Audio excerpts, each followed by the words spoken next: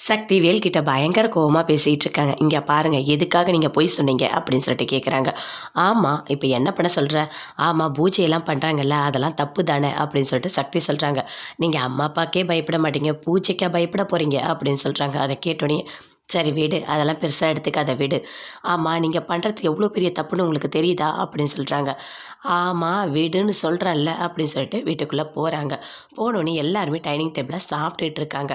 ரூம்குள்ளே போனோனே பயங்கர கோவமா திட்டுறாங்க. "எதுக்காக நீங்க இப்படி பண்ணீங்க?" அப்படின்னு சொல்லிட்டு சக்தி.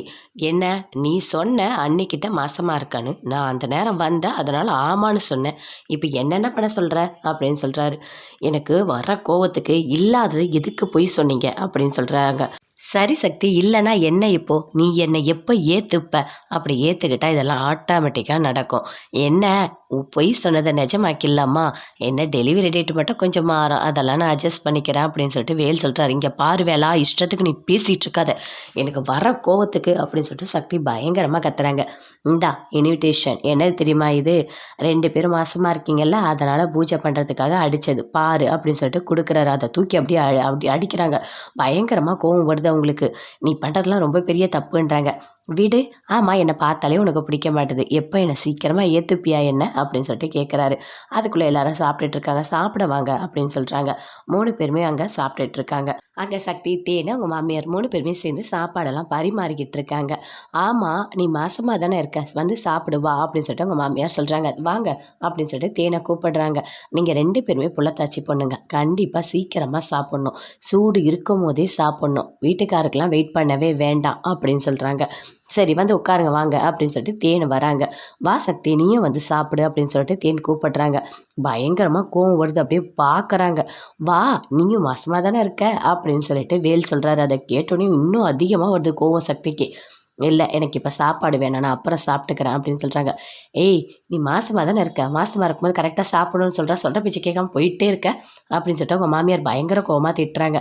"இல்ல, எனக்கு இப்ப வேணான்னு சொல்றேன்ல" அப்படின்னு சொல்லிட்டு கோவமா சக்தி அங்கருந்து போறாங்க. எவ்வளோ திமிரா போறா பாருங்க. நம்ம பேச்ச எங்கேயாவது மதிக்கிறாளா அவ? அப்படின்னு சொல்லிட்டு அவங்க மாமியார் பயங்கர கோவமா திட்டிட்டு இருக்காங்க. பயங்கர சந்தோஷமா சாப்பிட்டுட்டு இருக்காரு வேல்.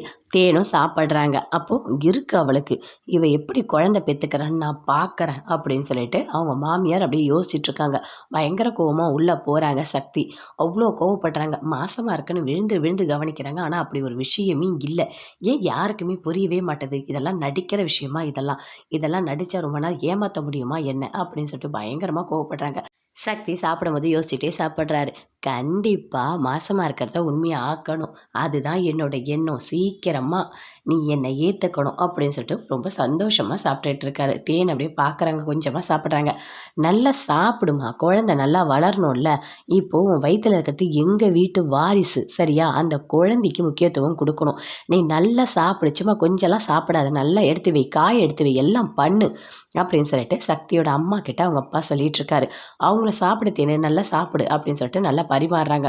"போதும் போதும்" அப்படின்னு சொல்லிட்டு சாப்பிட்டுட்டு இருக்காங்க. அப்படியே அவங்க வீட்டுக்காரர் பார்க்குறாரு. தேனோட வீட்டுக்காரருக்கு பயங்கரமா கோவம் வருது. தேன் அப்படியே முறைச்சுக்கிட்டே சாப்பிட்டுட்டு இருக்காரு. தேன் அப்படியே பயப்பட